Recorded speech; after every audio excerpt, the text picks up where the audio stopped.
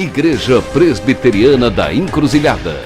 De maneira alternada, e diz assim a palavra do Senhor: grande é o Senhor, e muito digno de ser louvado na cidade de nosso Deus.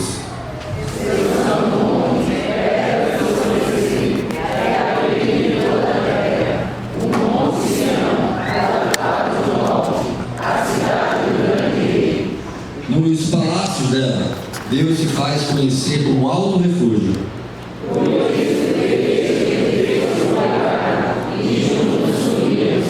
Bastou-lhes vê-lo e se espantaram, tomaram-se de assombro e fugiram apressados.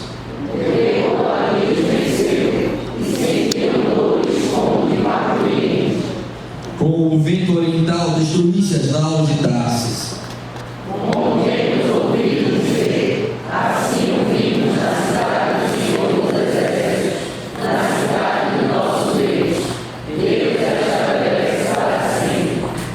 Pensamos, ó Deus, na tua misericórdia no meio do tempo.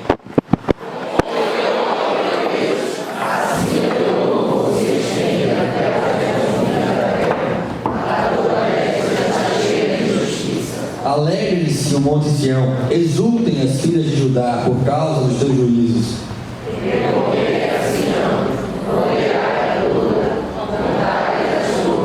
Notai bem seus baluartes, observai seus palácios, para narrar das gerações vindouras.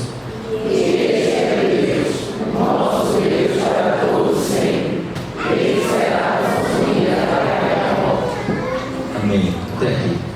Nós vamos orar nesse momento. Hoje nós não vamos ter o DI funcionando, mas se você se sentir desconfortável com o seu filho, você pode utilizar qualquer uma das dependências daí, o berçário, enfim.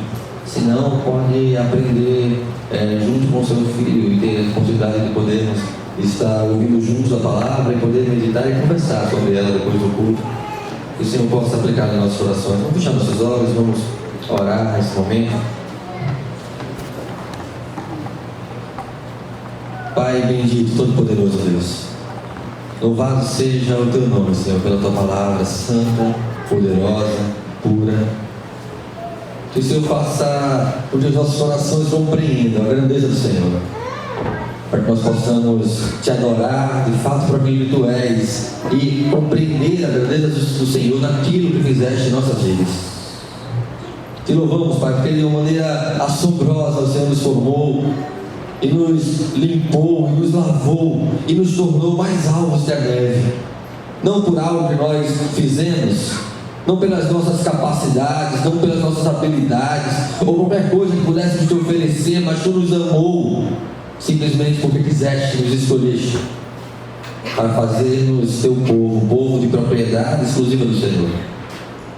Que nós possamos em tudo refletir aquilo que somos em ti, para a glória do teu nome.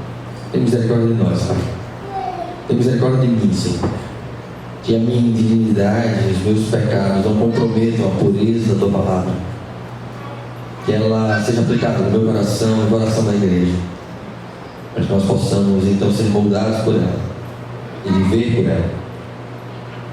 Que o nosso meditar e o nosso falar seja conforme a tua palavra. Tu és a nossa rocha, tu és a nossa fortaleza. Nós te louvamos em nome de Jesus. Amém. Amém.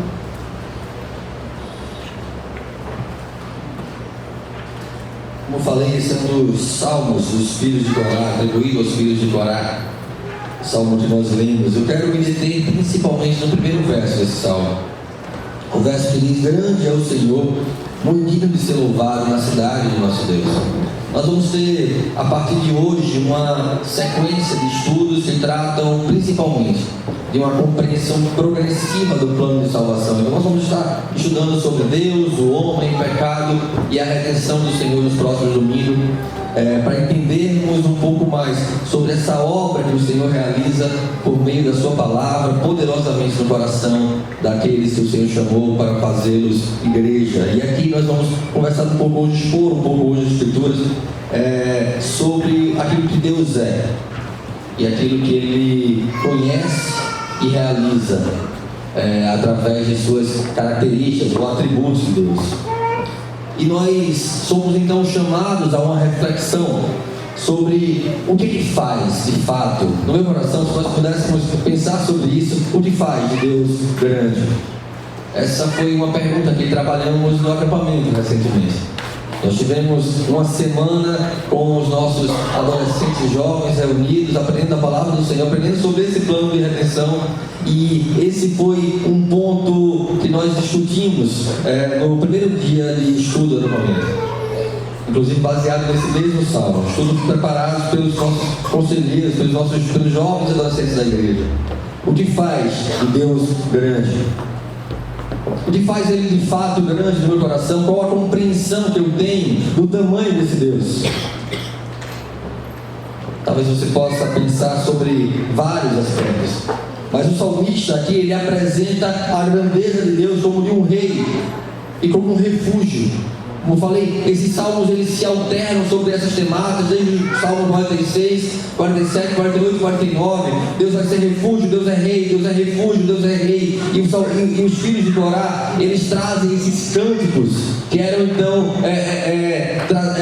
cantados pela igreja em adoração ao Senhor, refletindo sobre aquilo que Deus havia feito. E esse em especial, esse rei e esse refúgio poderoso, ele é colocado como o alicerce, o fundamento da cidade de Deus que aqui é apresentada.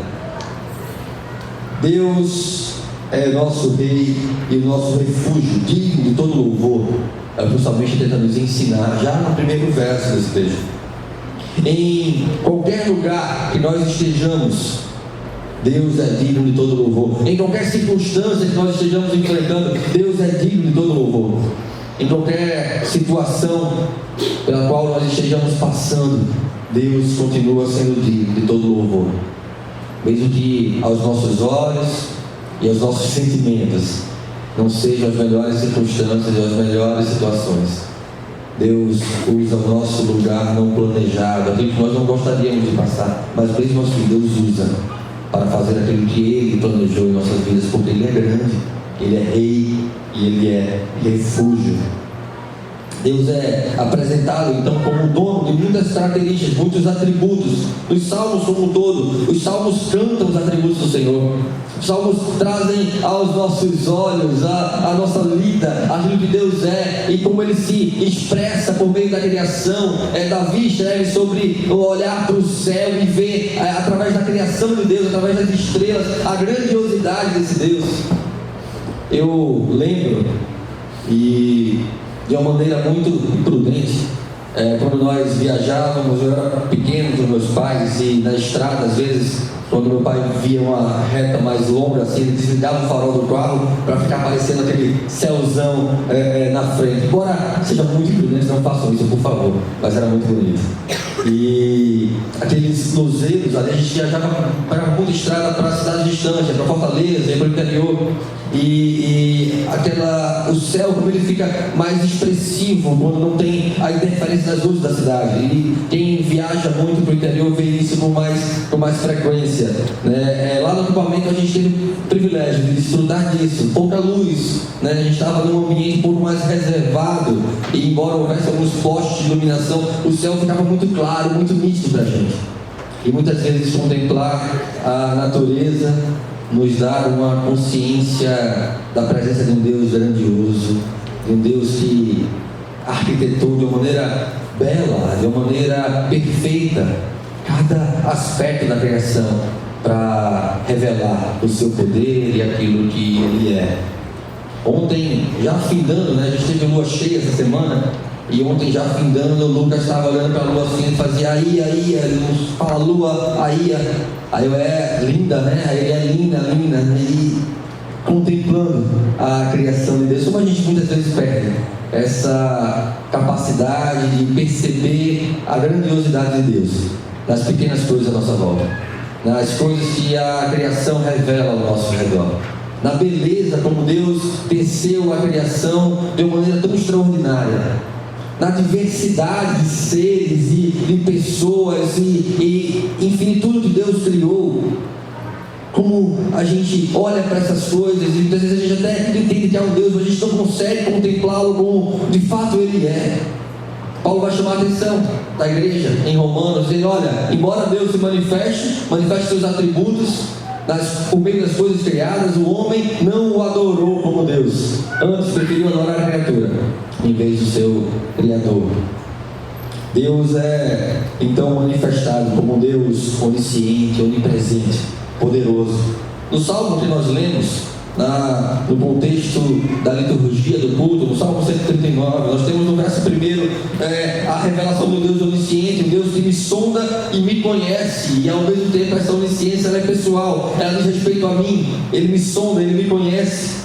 Ainda a palavra não me chega linda, o Senhor já conhece toda. Os versos 9 e 10 diz: se tomo as alas da alvorada e me detenho nos confins dos mares, ainda lá haverá de me guiar a tua mão e a tua destra me susterá. No verso 16 diz: aos teus olhos, os teus olhos me viram a substância ainda informe, e no teu livro foram escritos todos os meus dias, cada um deles escrito e determinado, quando nenhum deles havia ainda. O salmista está contemplando aquilo que Deus é, enchendo o coração de alegria para adorar a Deus por meio de suas características, por meio de seus atributos, e de como eles manifestam a sua divindade, a sua grandeza e o seu poder e a sua capacidade de estar ao meu lado, de ser pessoal e de agir na minha vida por meio do cumprimento do seu plano no meu coração.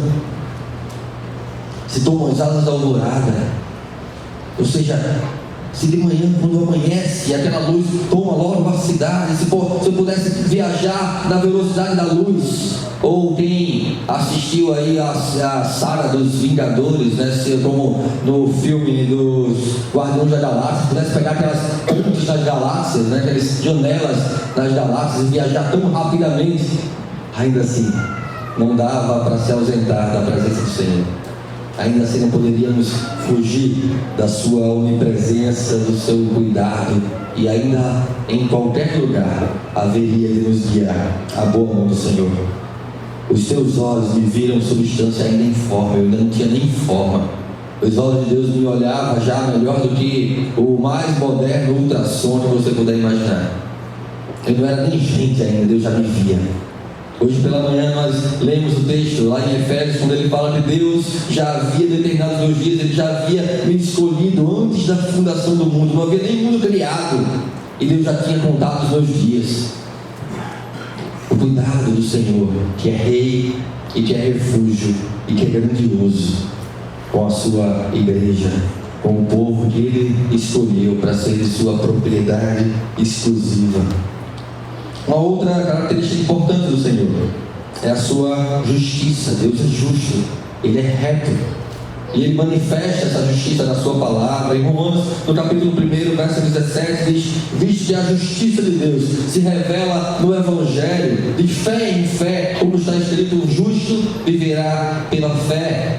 Lembrando o texto lá de Abacuque, Paulo traz aos Romanos a relação entre a justiça de Deus revelada na palavra de Deus e aquilo que o meu coração então é moldado a viver, não por algo que eu possa fazer, mas pela fé que o Senhor me otorgou, o Senhor colocou no meu coração, e por meio dessa fé eu sou justificado diante de Deus.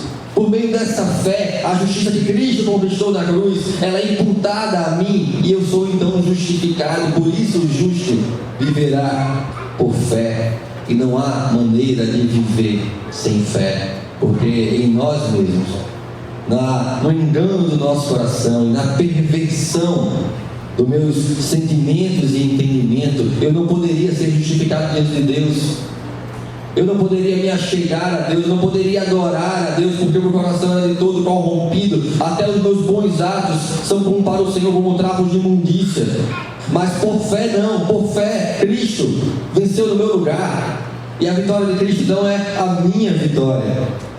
No Salmo 23, verso 1, descreve o Senhor como nosso pastor, pois assim como o pastor de ovelhas cuida do seu rebanho, Deus Todo-Poderoso, Rei e refúgio, cuida de nós, protegendo do mal, guiando a pastos verdejantes e corrigindo a sua vara e cajado sempre que necessário.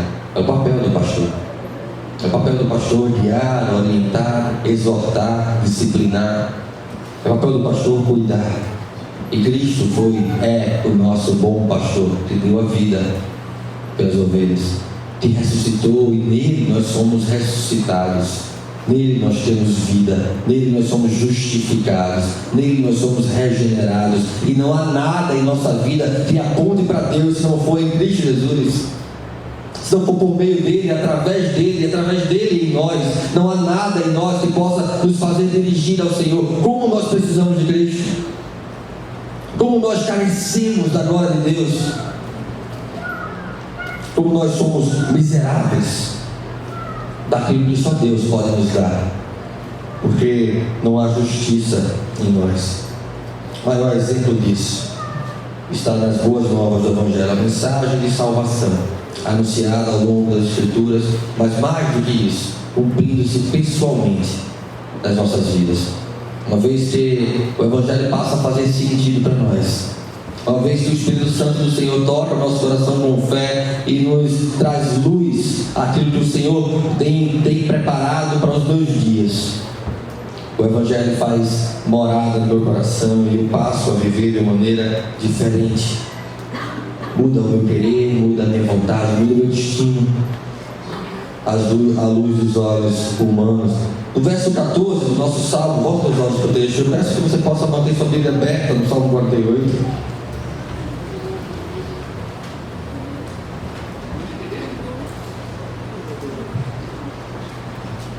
Quando no verso 14 do Salmo diz que este é o Deus, que este é Deus, o nosso Deus, para todo sempre. Ele será nosso guia até a morte. Esse Deus tão grande, esse Deus tão poderoso, esse Deus tão de perto, tão próximo, como o salmista vai dizer no Salmo 121, como uma sombra à nossa direita. Um Deus que não cochila nem dorme, diz o salmista. Esse Deus é o nosso Deus.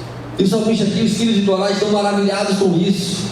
Eles contam a história de uma cidade, como essa cidade de Jerusalém é abençoada, como essa igreja é abençoada, porque o Senhor é quem a sustenta, o Senhor é quem firma ela na terra, porque se não fosse a mão do Senhor, ela seria consumida, ela já não existiria, a igreja não existiria se não fosse o Senhor.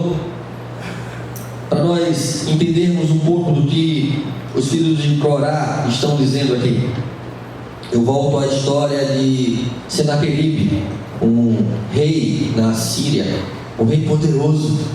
Senaqueribe então tenta invadir Jerusalém, invadir Judá, e Senaqueribe começa a mandar mensagens para Judá, dizer: olha, não adianta vocês confiarem no Deus de vocês, e ainda assim eu venci todas elas. E Senaqueribe começa a amedrontar o povo de Deus. E então o exército da Síria cerca Jerusalém, a cidade é sitiada. A gente não tem noção do que é ter uma cidade sitiada, a gente não faz nem ideia, talvez em filme, como a falta de provisão, de perspectiva de recursos, como a insegurança de será que a gente vai ser invadido hoje, amanhã, o que eles vão fazer, de sermos arrodeados por um exército poderoso, por sermos arrodeados por um exército que tem o poder de nos destruir, que pode invadir aquilo que nós temos de seguro, que é a nossa cidade, que são os nossos muros. Esses muros não seriam capazes de se sustentar contra o exército da Síria. Deus então diz: olha, eu vou cuidar disso, eu vou cuidar disso. E sem que o povo de Deus fosse sequer à luta, o próprio exército da Síria começa a se degladiar entre eles, e eles fogem amedrontados por causa da mão do Senhor agindo na segurança da sua cidade. É isso de maneira muito clara que o salmista aqui no Salmo 48 vem trazendo. Ele vem falar sobre como a cidade de Jerusalém só existe por causa da mão do Senhor, como a cidade de Jerusalém é abençoada. Ele vai dizer: olha, corram pela cidade, corram pelos muros. Saiam falando aí como esse Deus é maravilhoso. Saiu falando aí como os inimigos de Deus saem fugindo de medo, porque eles vivenciaram isso. Essa era a experiência deles, uma cidade sitiada, eles um perigo de morte, e Deus expulsando os seus inimigos, eles saíram morrendo de medo, e eles saíram tão envergonhados, como diz aqui o Salmo, eles saíram tão envergonhados, e conta a história na Bíblia, conta a palavra do Senhor, que Senaqueribe, ao chegar em casa, foi assassinado pelos seus próprios filhos, pela vergonha de ter perdido essa batalha. a batalha que Deus venceu pelo seu povo. O salmista reconhece que o destino do povo de Deus não dependia do esforço humano, não dependia das habilidades deles, não dependia do preparo daqueles homens para a guerra, mas do fato de Deus ser o dono de todo o poder, de Deus ser o rei e refúgio daquela cidade, da cidade de Jerusalém, e aplicado a nós, da igreja, desse ajuntamento, os muros dessa igreja, as paredes dessa igreja, a missão, o papel dessa igreja, ela só é exercido e será exercido enquanto a boa mão do Senhor nos guardar. Sem a boa mão do Senhor nos guardar com graça, com misericórdia, nós já teríamos sido invadidos, ou por questões governamentais, ou por questões culturais, nós já não existiríamos mais. Teríamos todos seguindo a inclinação do seu coração para longe do Senhor, vivendo como ovelhas que não tem pastor. Mas o Senhor é o nosso pastor, e isso nos é suficiente, nada mais nos faltará. O homem só pode conhecer a Deus por meio do modo que Ele se mostra, Ele se revela. E essa revelação do ser de Deus são as suas características e atributos, como nós temos revelado nas Escrituras e temos falado aqui. Cada um de nós tem também características. Você tem características. Muitas vezes as pessoas nem conhecem, fulaninho que é assim, Beltrano que é desse jeito. Nós temos características que nos identificam. Deus tem características que identificam a Ele. E essas características ou atributos são um objeto da nossa adoração. Deus é santo e nós o adoramos por isso. Ele é justo e reto e nós o adoramos por isso. Ele é cheio de misericórdia e graça e nós o adoramos por isso. Ele é onisciente, onipresente, onipotente. Ele é digno de todo louvor por cada uma das suas características. Muitas delas se referem à eternidade de Deus, mas muitas delas também podem ser imprimidas em nós, como Deus o faz por meio do seu Espírito. Amor, justiça, santidade. Deus, uma vez que nos tirou do império das trevas, nos transportou para o reino do Filho do seu amor, nos tem aperfeiçoado em seus atributos, nos tem feito de volta a imagem de Cristo, nos tem feito de volta a sermos retos, justos e termos conhecimento de Deus, como assim nos preparou no Éden para manifestarmos essas características. E nós, por meio do Espírito Santo, começamos então a ser tratados e trabalhados para refletir a Cristo, para refletir a Deus em amor, em justiça, em santidade, em conhecimento do Senhor. E essas características, elas acontecem em nossas vidas de maneira progressiva na nossa caminhada cristã. Alguns nós vemos de maneira mais clara, estão mais maduros na fé. Outros nós temos com a vontade e a energia de querer conhecer e ser moldado e mais. Amor, justiça, santidade. E nós podemos citar aqui todas aquelas revelações do fruto do Espírito que nós temos nas Escrituras, na carta aos Gálatas. Salmo 48, versos 10 a 14.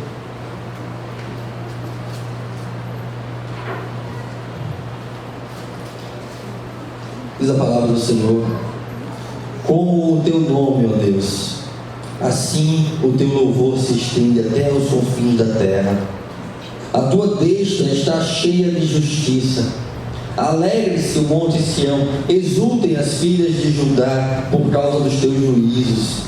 Percorrei a Sião, rodeai-a toda, contai-lhe as torres, notai bem os seus baluartes, observai os seus palácios, para narrar às gerações vindouras que este é Deus, o nosso Deus para sempre. Ele será o nosso guia até a morte. Canta o salmista.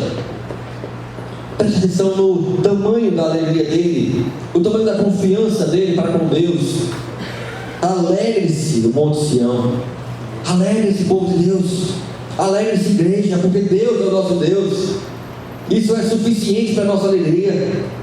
Mas está acontecendo isso. Mas a minha vida está desse jeito. Mas está acontecendo coisas que eu não gostaria que estivesse acontecendo. Deus é o nosso Deus e Ele está cuidando da nossa vida. E a palavra do Senhor diz que nos guiará até a morte. O que mais precisamos não podemos encontrar no Senhor. Aquele que não poupou o próprio Filho, antes por nós o entregou, não nos dará nele todas as coisas que precisarmos? Quem acusará os eleitos de Deus? Se é Deus que os justifica, quem os condenará? Quem poderá levantar acusação contra a igreja? Se Deus a ama e a tem feito gloriosa. Rodeai a terra toda, rodeai a tudo, contai-lhe as torres, notai bem os seus baluartes, observai seus palácios, narrem aquilo que Deus é para gerações vindouras, ensine a seus filhos, ensine a seus netos, ensine aos filhos do seu vizinho, do seu irmão, do seu tio, da sua tia. Fale para as pessoas para que o nome do Senhor seja anunciado de geração em geração, e o Senhor faça levantar de geração em geração a sua igreja e sustentá-la, para sermos então os seus remanescentes em meio a uma geração perdida e pervertida. Que os nossos corações, os corações dos nossos jovens, dos nossos adolescentes, das nossas crianças, sejam fortalecidos pela grandeza desse Deus, por meio daquilo que Cristo é e faz em nós, através da sua palavra e do poder do Evangelho. Esse salmo nos ajuda a entender quem é Deus, e Ele é o nosso Rei, e Ele é o nosso alto refúgio. Ele nos guiará até o fim, até a morte, e Ele será o nosso Deus para sempre, diz a palavra do Senhor. Cada um de nós, cada um de vocês é um ser religioso por natureza, quer adore a Deus ou não. Você adora alguma coisa, você acredita em alguma coisa, seu coração vai ser sempre moldado àquilo que você tem de maior valor. E se não for o Senhor, ai de vós. Se não for o Senhor, aquilo que for o seu maior tesouro, se não for o Senhor, que aquilo que seja a sua maior alegria, que tristeza, que falta de esperança, que desesperança, porque essas coisas, alegria plena, esperança plena, não pode ser encontrada a parte do Deus vivo. Somente Deus é Rei dos reis, todos os demais fogem envergonhados do Senhor, canta o salmista. Somente o Senhor é poderoso para nos guardar, somente o Senhor é nosso Deus para sempre, somente o Senhor nos guia até a morte, porque aquele que começou a obra em nós é fiel para completar, do jeito que Ele planejou, não do nosso jeito, muitas vezes não nos caminhos que eu gostaria, muitas vezes não por onde eu gostaria de passar, mas do jeito que Ele planejou, a fim de me aperfeiçoar individualmente, cada um de vocês, a fim de aperfeiçoar a cada um de vocês em conformidade àquilo que Ele nos tem feito como igreja. Nós somos criados para adorar, nós somos criados para adorar a Deus, mas muitos têm deixado o seu coração perverter-se pelos deuses deste mundo, quer sejam eles conquistas, quer sejam eles simples apego às coisas dessa terra, mas um coração que não adora plenamente ao Senhor está cheio de falsos deuses, tomando o lugar de Deus em nossas vidas. Nós precisamos refletir a Deus e suas características, nossos atos, nossos pensamentos, nossas decisões, a maneira como eu vivo a minha vida, a maneira como eu conduzo a minha família, a maneira como eu trato as pessoas no meu trabalho, a maneira como eu trato as pessoas na escola, na faculdade, precisa refletir aquilo que Deus tem feito no meu coração, precisa refletir essa nova vida, porque se Cristo é novidade de vida em nós, a nossa vida precisa ser nova nele. Se nada mudou exteriormente, talvez nada tenha mudado no seu coração. Porque quando muda o coração, muda o querer, muda o pensamento, mudam as motivações, tudo é moldado aquilo que temos por mais importante. E quando o Espírito Santo ilumina os nossos corações, os nossos olhos, o nosso entendimento acerca da redenção do Evangelho, acerca daquilo que Deus é, da grandiosidade desse Deus, muda o coração, muda os pensamentos, muda o nosso querer. Será que nós temos levado a vida como se tudo fosse acaso? Como se tudo fosse uma consequência de um dia depois do outro e o destino vai então tomando conta? ou temos acreditado e vivido que fiel é o nosso Deus, digno de confiança, digno de todo louvor. Por trás de tão grande criação, existe um grande Criador. Por trás de uma igreja gloriosa, existe um Deus glorioso, que a tem feito assim, que tem cuidado dela, que tem sido o Senhor da sua vida.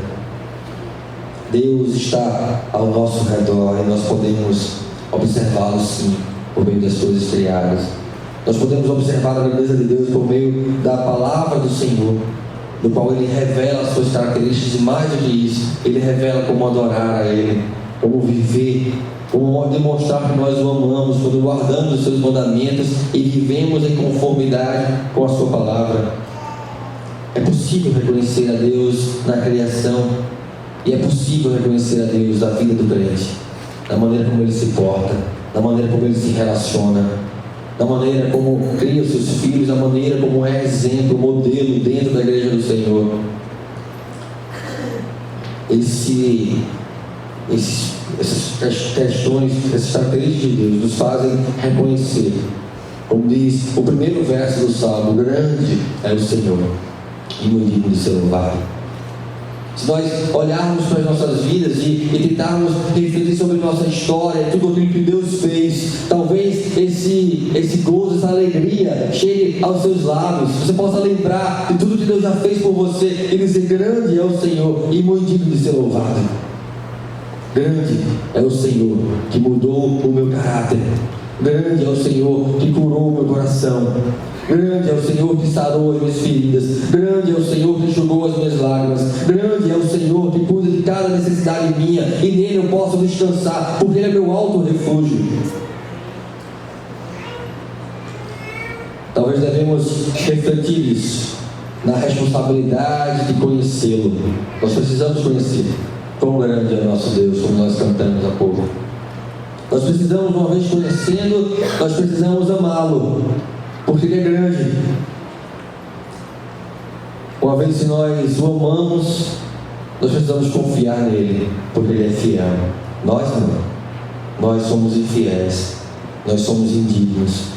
O nosso coração anda muitas vezes cambaleando como um bêbado, tentando achar o caminho de casa, mas o Senhor e o seu Santo Espírito nos guia, nos firma os passos, diz a palavra do Senhor. Nós precisamos ter contentamento naquilo que temos recebido do Senhor, estarmos alegres e satisfeitos com a boa mão do Senhor. Talvez como Sadraque, Mesaque e Abednego diante de Nabucodonosor: se o Senhor quiser me livrar, Ele me livrará.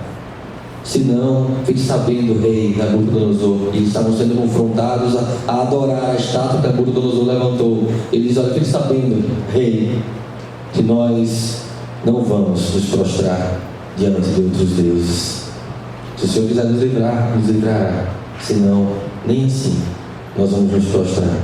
Quer o Senhor mostre a vocês a glória dele, me poupando do fogo que ardia ali na fornalha. Quer o Senhor mostre a mim a sua glória, me levando para os céus. Talvez pudesse ser dito assim outras palavras, mas de todo jeito, quem reconhece a grandeza de Deus, quem conhece pessoalmente a grandeza de Deus, não quer coisa nenhuma mais do que a glória de Deus. Esse salmo também aponta para o nosso refúgio em Cristo Jesus.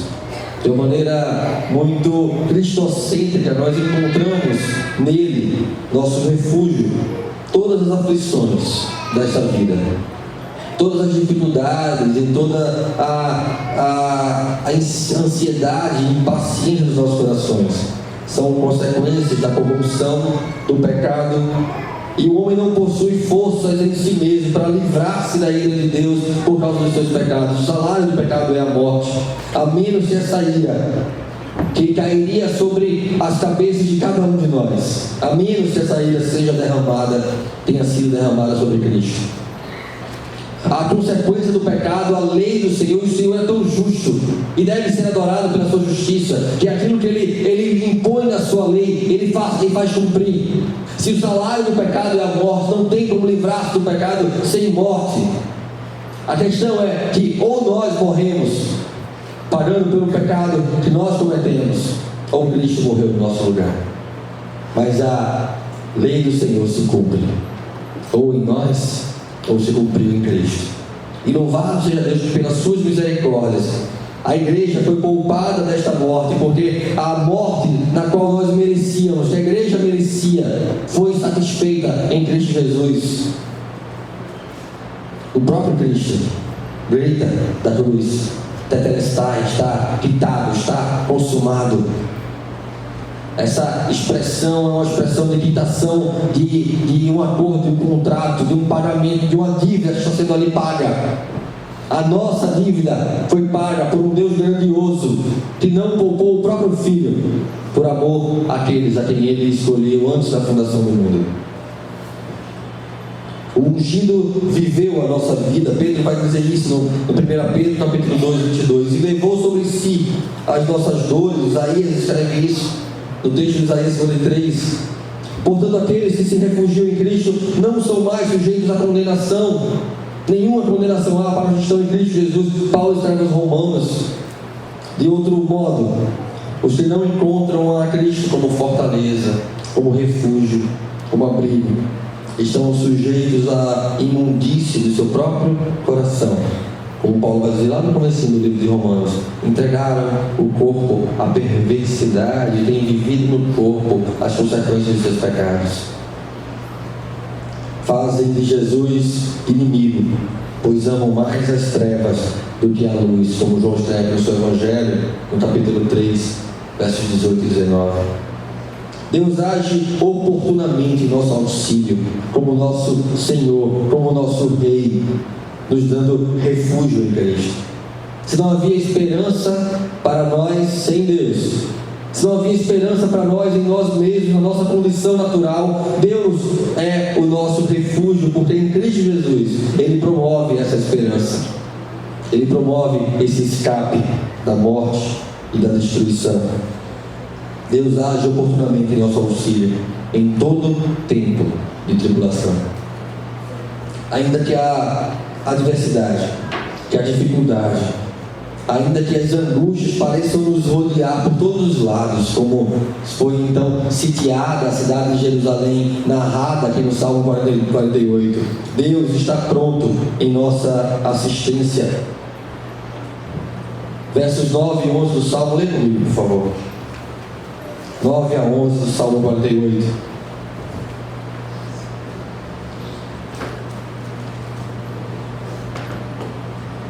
Diz a palavra de Deus. Vamos ler juntos? Pensamos, ó Deus, na tua misericórdia, no meio do teu tempo, como o teu nome, ó Deus, assim o teu louvor se estende até os confins da terra.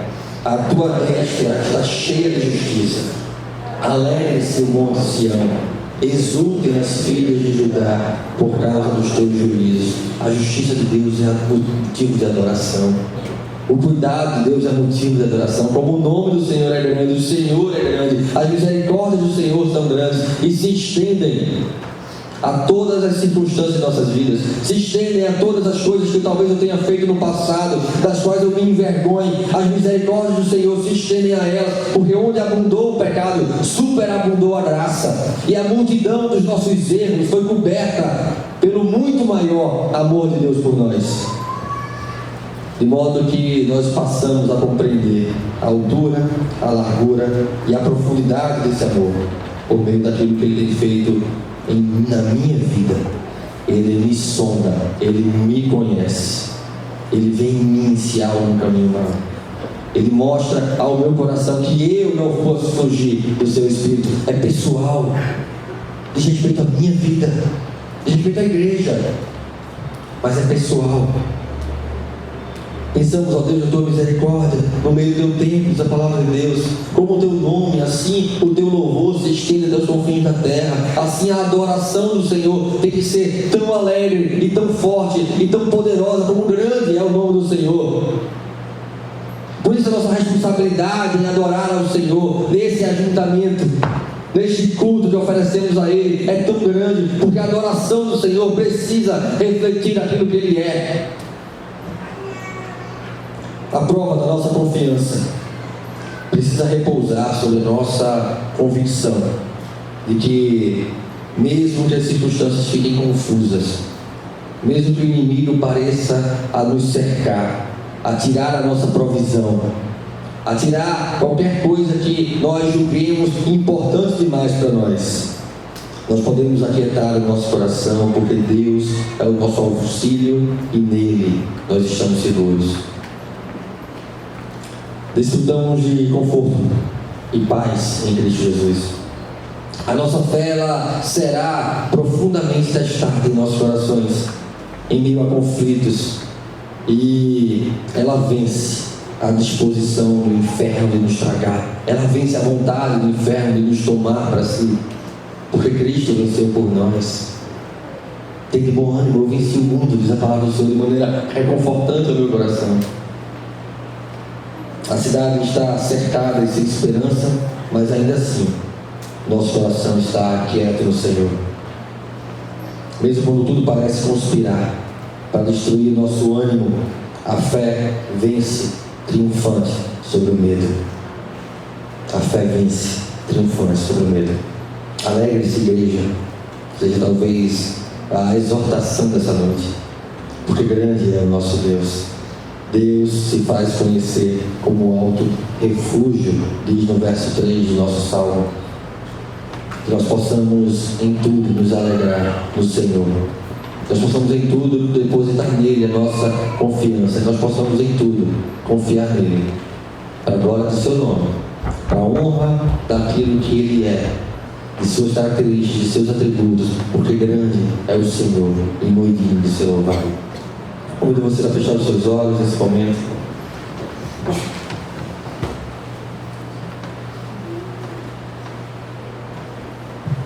Nós vamos orar nesse momento e depois teremos ainda alguns motivos especiais de oração que eu gostaria de compartilhar com a igreja.